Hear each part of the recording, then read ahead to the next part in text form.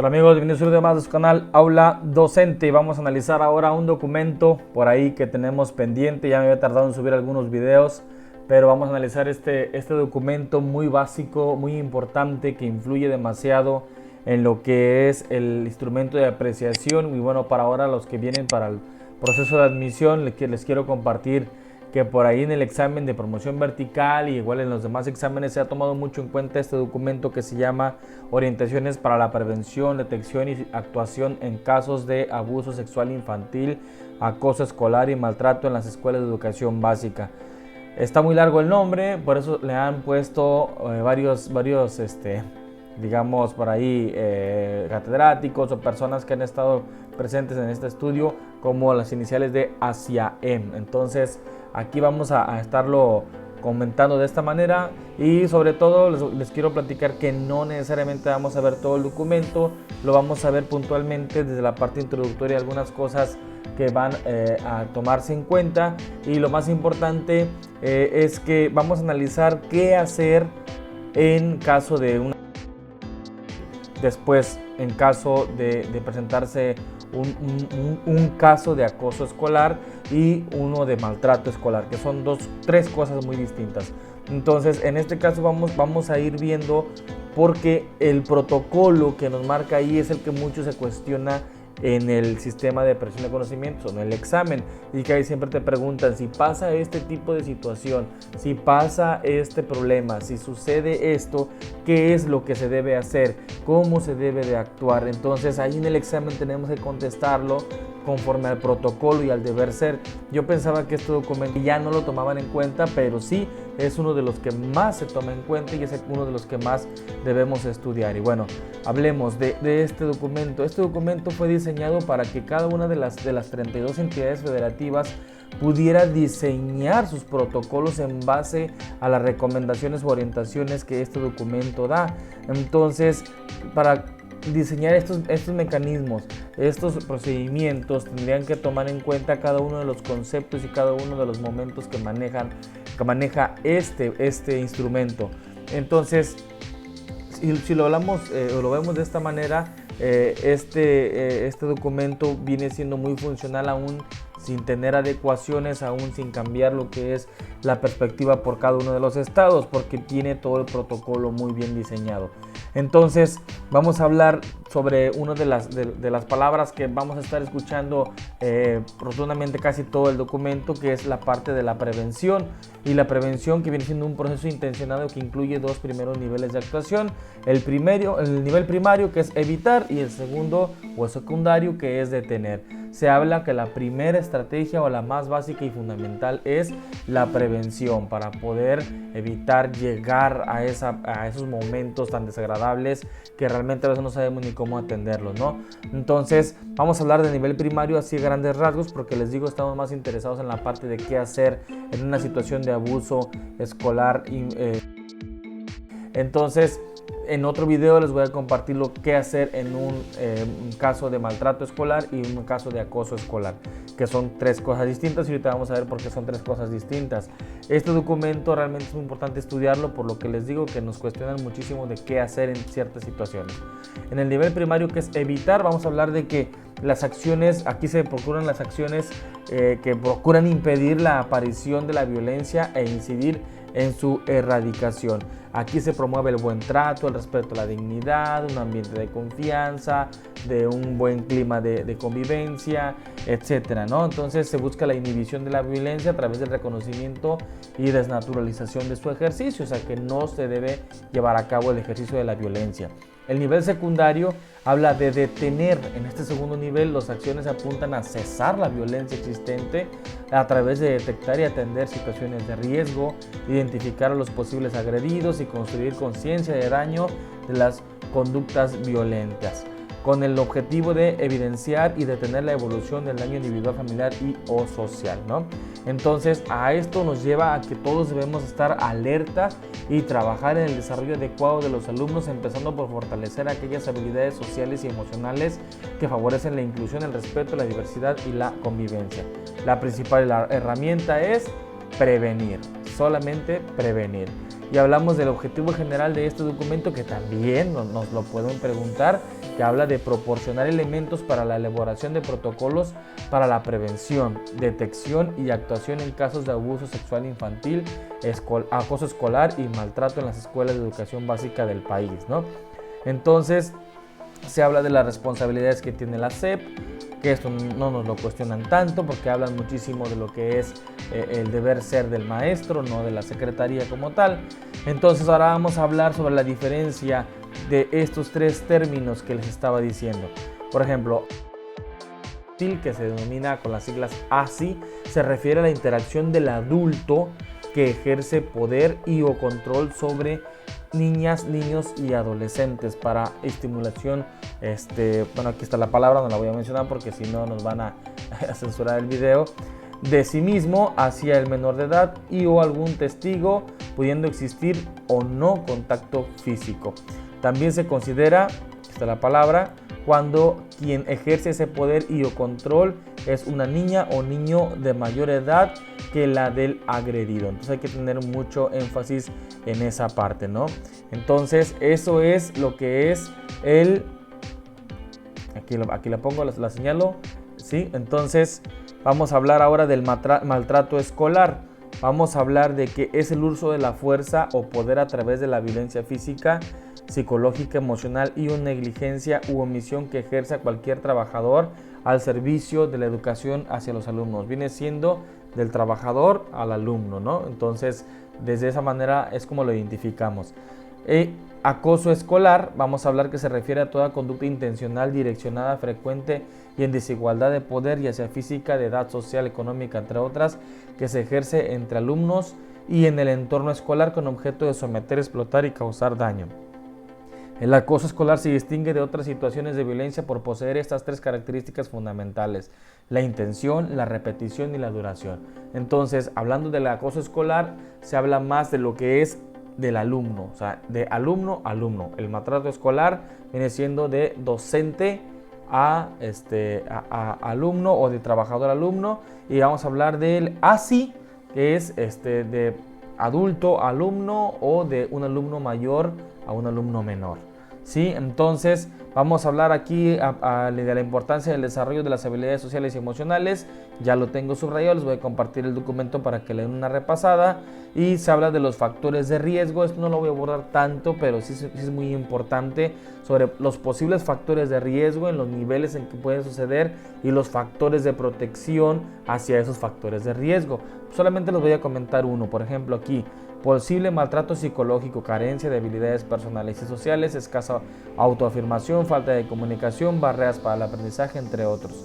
Los niveles: niños, niñas y adolescentes. Factores de protección: un buen desarrollo de habilidades personales y sociales, asertividad y afrontamiento. Entonces, en este asunto aquí vamos a ver qué tipo de factores de riesgo se puede solucionar con ciertos factores de protección. Ahí tenemos como el problema y un poco de la solución, ya sea preventiva, ¿no? Entonces aquí tenemos las categorías del factor de riesgo: personales, familiares, del grupo de iguales, escolares, de la comunidad, de la cultura, y condiciones del entorno que pueden hacer las niñas y niños adolescentes vulnerables. Se pueden distinguir distintos niveles de riesgo social, y bueno, todos estos factores son muy importantes que los tomen en cuenta. No los voy a leer porque es mucho contenido. Entonces a lo que nos atañe es a la prevención, pero sobre todo a la parte de la acción. ¿Qué vamos a hacer en cierto tipo de situaciones que estemos enfrentando? Entonces aquí habla de la detección del ASI, ¿sí? Entonces aquí hablamos de una guía de observación de apoyo para identificar indicadores de riesgo del ASI, ¿no? Entonces en este caso vamos a ver algunas responsabilidades de todos los actores de la comunidad escolar, que la fui pasando para poder llegar hasta allá. Se hablan de unas responsabilidades mínimas.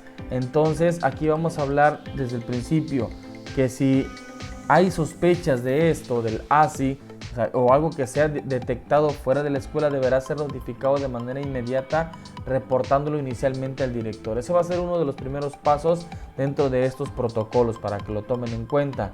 Es importante señalar que cualquier caso de violencia detectado o referido en contra de niñas, niños y adolescentes deberá ser notificado inmediatamente, ¿sí?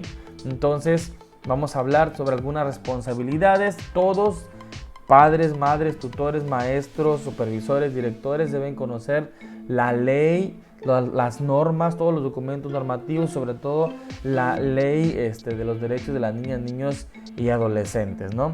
Y vamos a hablar también de algunas responsabilidades de cómo estar observando, cómo estar atendiendo a nuestros alumnos, ¿no? Entonces es una de las mayores responsabilidades, saber salvaguardar la integridad de ellos, etcétera, ¿no? Entonces vamos a hablar de esto, que es lo que más nos atañe, algo de lo que más nos importa. Dice, los indicadores de factores de riesgo enlistados sugieren probables casos de ASI y constituyen elementos para informar a la autoridad directiva del plantel e iniciar la identificación del caso. En tal virtud, la identificación de algún indicador contenido en las guías no significa que niños y adolescentes estén sufriendo abuso. Se recomienda valorar y dar seguimiento a las señales que se detecten. Las guías no son un diagnóstico, ¿sí? Entonces vamos a hablar aquí de esto, que ya subrayé con otro color porque es una de las cosas más relevantes. Es importante que de primera instancia se notifique de inmediato al director. Es el primer paso.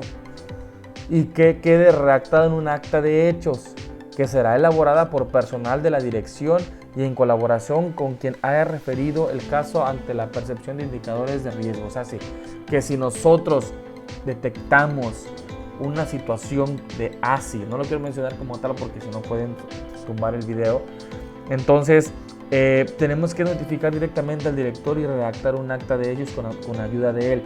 Esta acta de hechos sugiere considerar algunos puntos, al menos los siguientes puntos que vamos a mencionar. Lo primero es evitar interrogar o entrevistar a los niños afectados, escucharlos, ¿sí?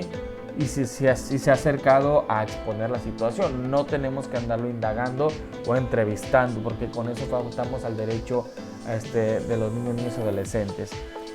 Asignarle una clave de identificación, no vamos a decir el nombre del niño, pueden ponerle caso 1, caso 2, alumno 23, etcétera, sin decir el nombre. Datos de la escuela, fecha, nombre de las personas involucradas, de quienes ponen en conocimiento el caso, se aplica si alguien acusó, procedimiento o atención que se proporcionará, familiar o tutor de niños y adolescentes que asistió ante la llamada, porque también debemos llamar al padre de familia. Otras situaciones relevantes, descripción de las palabras exactas que fueron utilizadas por los niños y adolescentes cuando refirieron al acto violento o del adulto que denunció. Narrar la conducta de niños y del adulto en su caso. Describir el aspecto general de niños, niñas y adolescentes. Resultados y acuerdos generados a partir de la intervención preventiva y de atención, nombre y firma del director, nombre y firma de padres, nombre y firma del docente. Y bueno, aquí tenemos alguna guía de observación que nos puede dar algunos signos si presentamos algunos de estos problemas para poder detectar este tipo de violencia, ¿no? Entonces tener también algunos indicadores de riesgo del ASI es muy importante para que nosotros tengamos digamos más facilidad de detección de algún problema de esto y ayudemos a los niños o alumnos afectados, ¿no? Entonces podemos hablar aquí el inciso A, temor de ir al baño, temor o nerviosismo ante la presencia de un adulto, en este caso puede ser el agresor, ¿verdad?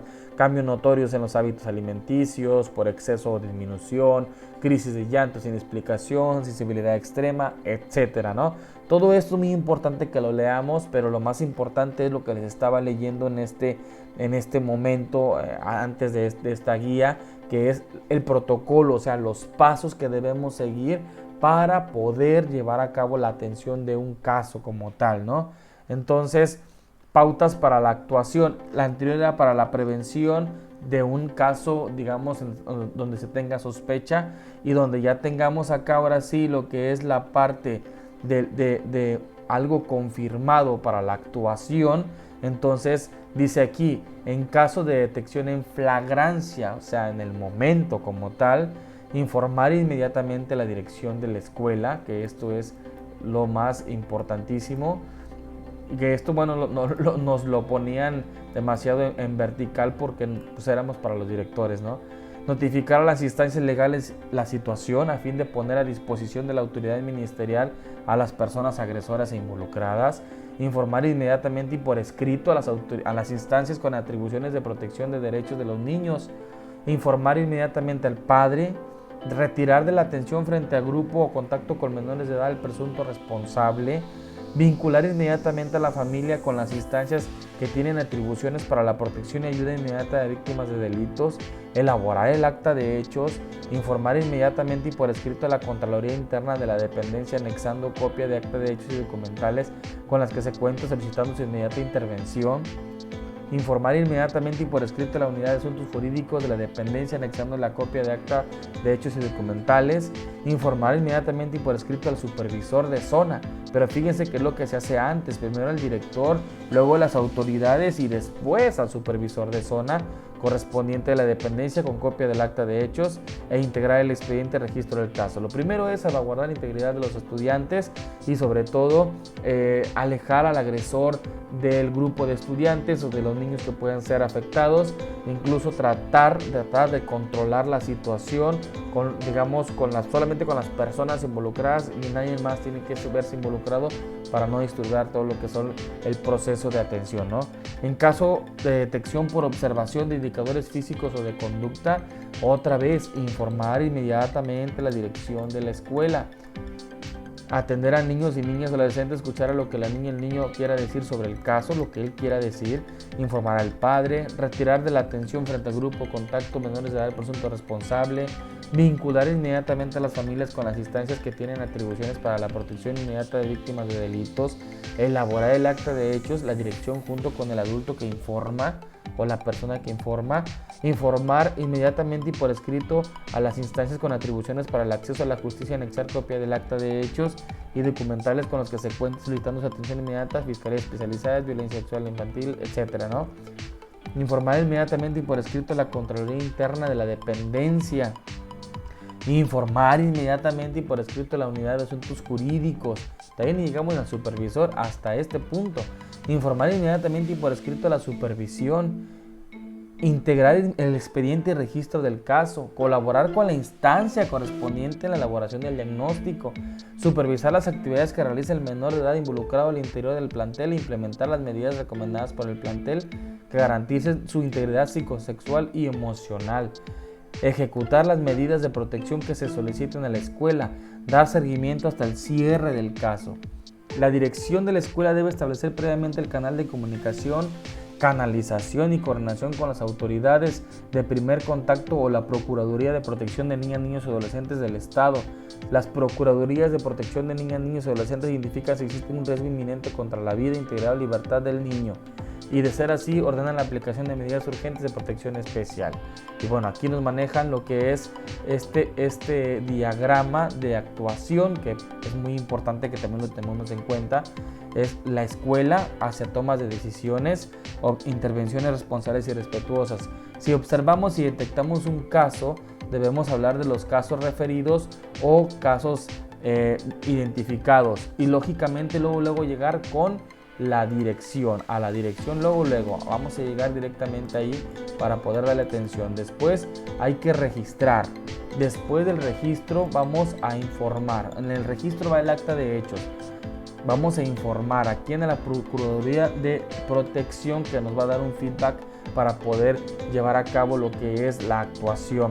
Informar a la familia, a la instancia multidisciplinaria, supervisores, etcétera, que esta Procuraduría va a tener contacto con la familia.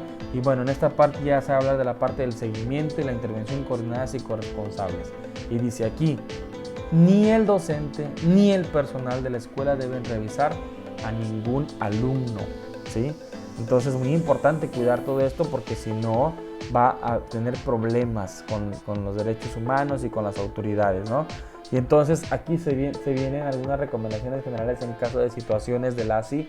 Entonces en este caso es importante que las leamos, que aunque no hagamos el examen, las analicemos. ¿Por qué? Porque esto nos sirve de mucho para incluso proteger al alumno, protegernos nosotros y evitar que exista algún problema todavía mayor, ¿no? Entonces hablemos, por ejemplo, de recomendarle recibir la información inmediatamente, estar disponible para escuchar al alumno, Lo que se debe evitar es hacer preguntas, entrevistas, postergar para otro momento lo que se escucha, manifestar alarma ante el relato, pedir que muestre partes del cuerpo. Y bueno, aquí hay muchas que podemos tomar en cuenta, no las voy a leer todas, pero sí les recomiendo que las lean ustedes. Lo más importante es la integridad del estudiante y sobre todo pues no entrevistarlos, ¿no? Entonces los invito, analícenlo, tómenlo en cuenta. Aquí son varios protocolos, uno para la sospecha, para la detección, otro para la observación directa, para que ustedes lo tomen muy en cuenta sobre los pasos a seguir. Léanlo, analícenlo, yo se lo recomiendo y sobre todo vincúlenlo mucho con la Ley General de los Derechos de las Niñas, Niños y Adolescentes. Esta parte para mí creo que fue una de las más complejas en el examen, porque sí lo leí pero no me lo aprendí de memoria. Sabía la lógica de algunas cosas, en algunas estuvo muy fácil, en algunas sí estuvo muy difícil porque no me acordaba.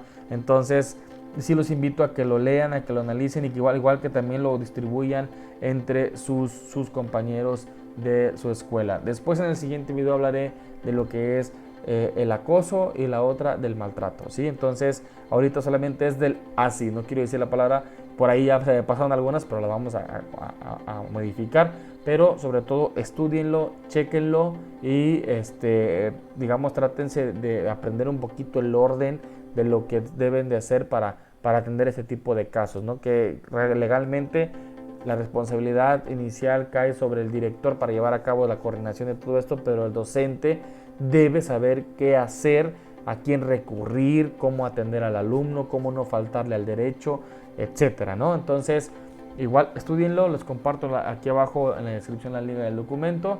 Y bueno, espero que les haya gustado el video, compártanlo, denle like y estaremos un poquito más constantes en este canal de Aula Docente. Síganme en Aprende Docente, ¿sale? Muchísimas gracias por haber visto el video, nos vemos en la próxima.